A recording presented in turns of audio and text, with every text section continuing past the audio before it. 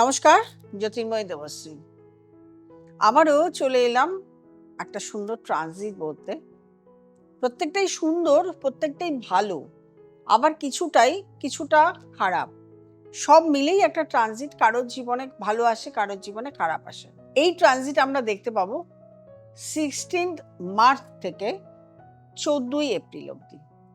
কি দেখতে পাবো আমরা? প্রত্যেক মাস, বাংলার প্রত্যেকটা মাসে রবিকে দেখতে পাই এক একটা ঘর। সেই রবি আমরা কুম্ভ রাশি থেকে মীন রাশিতে যাবে 16 মার্চ, অর্থাৎ 16 তারিখ। এই গিয়ে আমরা জানি মীন রাশিতে শনি অবস্থান করছে, সেখানে গিয়ে শনি এবং রবি যুক্ত হবে। এই যে শনি এবং রবি যুক্ত হয়ে আমরা সবাই জানি এখানে একটা বীজ যোগের সৃষ্টি হবে। শনি রবি বীজ যোগের সৃষ্টির কারণে বিভিন্ন রাশির বিভিন্ন সমস্যা শুরু হবে। রবি হচ্ছে আমাদের নাম, যশ, খ্যাতি এবং আত্মার কারক। তার সঙ্গে শনি হচ্ছে স্লো মুভিং গ্রহ এবং কর্মফলদাতা শনি। শনির সঙ্গে রবির সম্পর্ক খারাপ, খুবই খারাপ, কিন্তু দুজনকে, রবি হলেন পিতা, শনি হলেন পুত্র, এবং দুজনকে প্রচন্ড সম্মান করে তাদের কর্মের জায়গায়। শনি দেবতা কাউকে ছাড়েন না তার কর্মফল দেবার জন্য। সেই জন্য বলা হয়, এটা নিয়ে তো অনেক গল্প আছেন, আমি অনেক করেছি যে কেন এটা শনি রবির আজকে সম্পর্ক খারাপ, রিলেশন খারাপ। যাই হোক, সেই শনি রবি কানেকশন হবে 12th হাউসে। এই যে 12th হাউসে মেষ রাশি থেকে হবে, কিছু কিছু রাশি তো খারাপ যাবে, যেমন মেষ রাশি থেকে 12th হাউস, সিংহ রাশি থেকে 8th হাউস, কন্যা রাশি থেকে সমসপ্তমে, তুলা রাশি থেকে ষষ্ঠে, বৃশ্চিক রাশি থেকে পঞ্চমে, ধনু রাশি থেকে চতুর্থে, এবং কুম্ভ রাশি থেকে দ্বিতীয়, এবং নিজস্ব রাশি সেটা। এইগুলো হচ্ছে খারাপ স্থান। ষষ্ঠ, অষ্টম, দ্বাদশ ঘর তো সব থেকে খারাপ। তার সঙ্গে 4th হাউসও অনেক ক্ষেত্রে খারাপ রেজাল্ট দেয়, নিজের ঘরে হলে তো খারাপ রেজাল্ট দেয়। এবারে মেষ রাশি থেকে 12th হাউস ইন্ডিকেশন দেয় সবসময় অর্থ খরচ এবং আপনার বদনাম। অর্থাৎ 12th হাউস মেষ রাশি থেকে 12th হাউসে হচ্ছে মানে আপনার অযথা অর্থ খরচ এই সময় হওয়ার সম্ভাবনা রয়েছে। এবং 12th হাউস সবসময় হসপিটাল, বেড, এগুলো ইন্ডিকেশন দেয়। অর্থাৎ শরীর স্বাস্থ্য খারাপ যাওয়ার সম্ভাবনা, হসপিটালাইজ হওয়ার সম্ভাবনা নাও হতে পারে, বাড়িতে বসে ট্রিটমেন্ট হলো, সুস্থ হয়ে গেলেন। মেডিসিন বেশিরভাগ বেশি মেডিসিন খাওয়া, সঠিক ট্রিটমেন্ট না হওয়া, আইনি সমস্যা এটাও কিন্তু দাঁড়াতে পারে।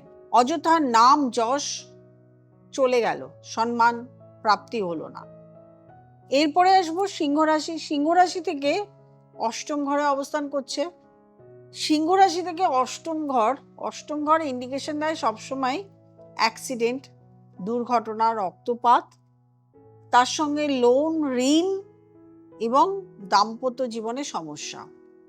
এইগুলো তো সম্ভাবনা আছেই, তার সঙ্গে সব সময় যশ, খ্যাতির, এগুলো যেহেতু রবি অবস্থান করছে, আপনার কোথাও না কোথাও অকারণে বদনাম হওয়ার সম্ভাবনা থেকেই যায়। তারপরে আসবো কন্যা রাশি। কন্যা রাশি থেকে সমসপ্তমে, প্রথমেই যারা ব্যবসা করছেন, যদি পার্টনারশিপ ব্যবসা করেন, তাদেরকে বলে রাখবো এই সময় সমস্যা আসবে, সাবধান হতে হবে।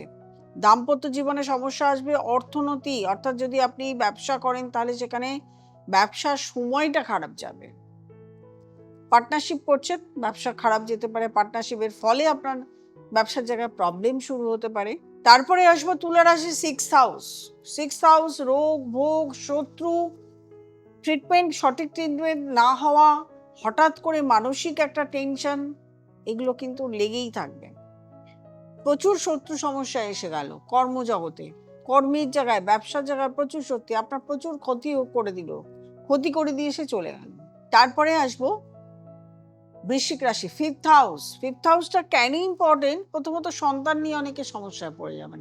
আপনি নিজে হায়ার স্টাডিজ করছেন, কথাবার্তা হয়ে গেছে, চান্স পেয়ে গেছেন, অ্যাডমিশন হচ্ছে না, বা সবকিছু হয়ে গেছে, আপনি সেখানে যেতে পারছেন, সন্তানের শরীর স্বাস্থ্য, এডুকেশন নিয়ে সমস্যা, প্রেম করছেন, ভালো প্রেম, ভালো রিলেশন কেটে গেল, বিয়ের জন্য যোগাযোগ হয়ে গেছিল, কেটে গেল।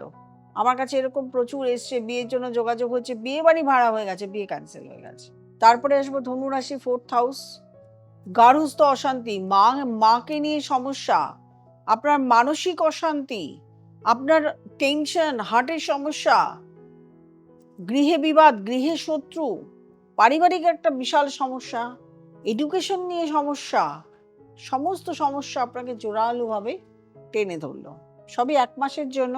তারপরে আসবো কুম্ভ রাশি, 2nd হাউস, আত্মীয় স্বজনের সঙ্গে হঠাৎ ঝামেলা শুরু হয়ে গেল, পয়সা আসছিল, হঠাৎ করে খরচা শুরু হয়ে গেল, আপনার কথাবার্তার জন্য অনেকের সঙ্গে শত্রুতা শুরু হয়ে গেল, বিবাদ লেগে গেল, ঝগড়া লেগে গেল, অর্থহীন, আপনি বুঝতেই পারলেন না অর্থহীন, কি করলাম আমি কিছুই বুঝতে পারলাম না, আপনার সম্পর্ক রিলেশনগুলোকে নষ্ট হয়ে গেল।